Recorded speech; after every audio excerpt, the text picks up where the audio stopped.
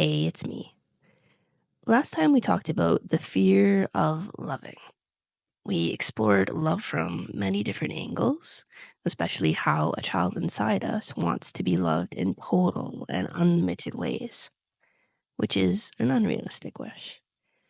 Yet it's also true that if a child receives true mature love, that extreme need lessens.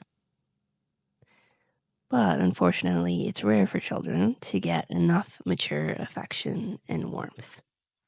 They spend the rest of their lives longing for what they missed in childhood unless they bring it into their awareness and deal with it. If they don't, they stay unable to love in a mature way. And this pattern goes on and on from one generation to the next. So why does this matter? You might think things would be different if only your parents had given you that kind of mature love. The thing is, it's not too late. Becoming aware of the old pain lets you let go of unrealistic wishes and regrets you've carried since childhood. Doing that makes you happier and able to extend genuine, caring love to others, starting a healthy chain reaction and breaking that generational cycle. Right now, most of us handle this in a less helpful way. Even people who dig into their hidden emotions often miss seeing how powerfully the child's unfulfilled longing connects to their adult problems. It's essential to see that link clearly.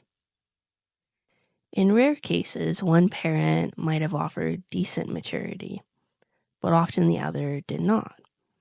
Even loving parents usually have gaps. As a kid, you had no way to label what was missing. You just knew deep down that something felt off. If your parents gave you physical care or lots of gifts, but lacked real warmth, you felt it, but couldn't explain it. You buried the hurt and ended up with an unconscious resentment.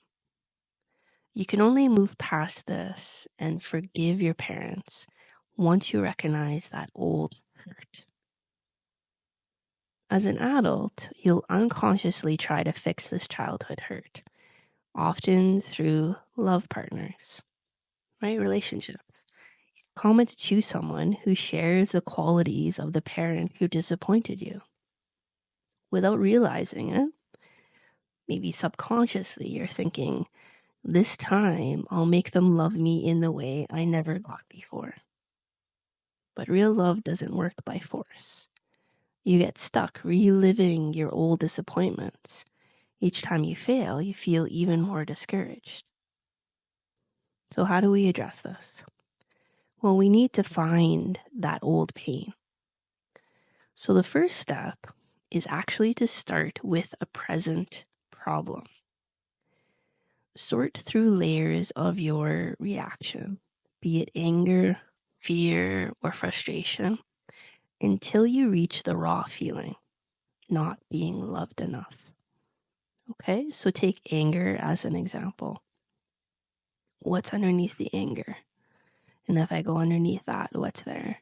And underneath that, as you dig deeper and deeper, eventually you will butt up to that feeling of not being loved enough. And then the second step is to match it with your childhood memory. So notice the similarities between the pain you feel now and how you felt or would have felt as a kid. And then the third step is to spot the pattern in your adult life.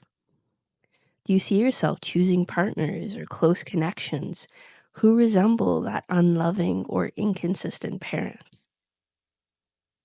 Start with a present problem, match it with your childhood memory, and then spot the pattern in your adult life. You have to let yourself feel the hurt you once buried.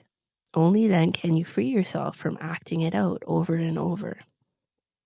You realize that as a child, you didn't lose everything just because your parents weren't perfect. Now, as an adult, you don't need that same total love. You don't have to force it from people who can't or won't give it. You can learn how to give love yourself.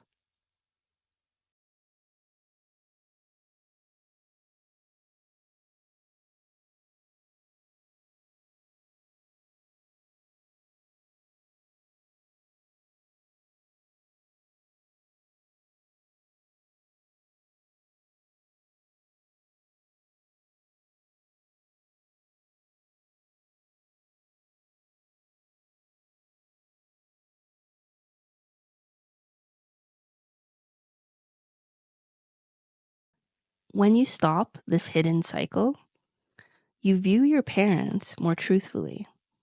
They had their own limits, and they also tried in their own ways. Then you choose partners or friendships for healthier reasons, not to fix an old wound. With less pressure to be perfectly loved, you become more able to offer real love too. So consider these next steps. Step 1 is to notice recurring life problems. They might reflect your old strategy to force or win the love you missed as a child. Step 2 is to allow yourself to see similarities in your relationships. Which parent is being replayed in your friendships, your romantic life, or other connections? And step 3 is to accept the sadness. Facing the old hurt will free you from struggling for an impossible outcome. Notice recurring life problems, allow yourself to see similarities in your relationships, and accept the sadness. This self-awareness may not happen overnight, but each small realization helps. Even if you only sense a flicker of these emotions now, it will open a door to deeper growth later. By gradually uncovering and understanding your hidden pain, you step into a more honest and fulfilling life. One where love doesn't have to be forced, and you don't keep repeating the past. Let me know how this work goes for you. Love you. Connect soon.